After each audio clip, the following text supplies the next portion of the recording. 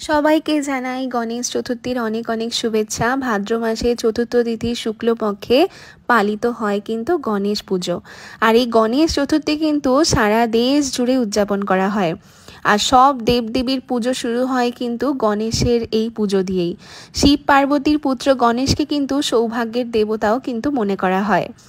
আর সিদ্ধিদাতা গণেশের জন্মোৎসবই কিন্তু গণেশ চতুর্থী নামে পরিচিত। আমি কালকে অনেক ফুল কিনে এনেছিলাম, তাই আজকে আমার গনু দাদাকে সুন্দর করে সাজিয়েছি। আর আমার গনু দাদা অনেক রয়েছে, মাটির অনেক রয়েছে, তাদেরকেই আমি কিন্তু প্রত্যেক বছর সেবা দিই।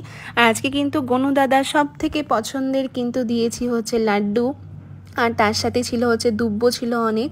আর কি মিষ্টি লাগছে দেখো আমার গনু দাদাকে, দেখতে ভীষণ ভীষণ সুন্দর লাগছে। আর এখানে কিন্তু আমার অনেকগুলো গনু দাদা রয়েছে, 4টে মতন গনু দাদা আমি নিয়ে এসেছিলাম মেলা থেকে।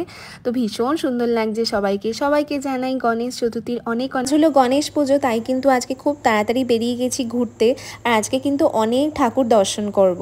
আর আমাদের মধ্যমগ্রামে কিন্তু 3-4 জায়গায় বেশ বড় করে গণেশ পুজো করা হয়, তাই আমি প্রথমেই চলে এসেছি মধ্যমগ্রাম কালীবাড়ি মন্দিরে। এত সুন্দর করে সাজিয়েছিল, তাই আগে প্রথমেই মধ্যমগ্রাম কালীবাড়ির মন্দিরটা দর্শন করলাম। আর তারপরে আবার আমাদের মধ্যমগ্রাম চৌমাথার দিকেও কিন্তু একটা বড় করে একটা গণেশ পুজো হয়, সেখানেও দর্শন করলাম। করে তারপরে আমার ইনভাইট ছিল একটা বাড়িতে, সেখানে গেলাম, অনেকক্ষণ ছিলাম। তারপরে সবাই মিলে বেরোলাম হচ্ছে গণেশ ঠাকুর দেখতে।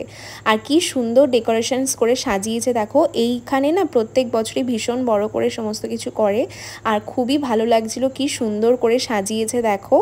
আর আজকে মানে বেরিয়েছি, আর তারপরেই এত বৃষ্টি কি বলবো। তাও বৃষ্টির মধ্যেও কিন্তু আমরা সবাই ঘুরে ঘুরে ঠাকুর দেখেছি।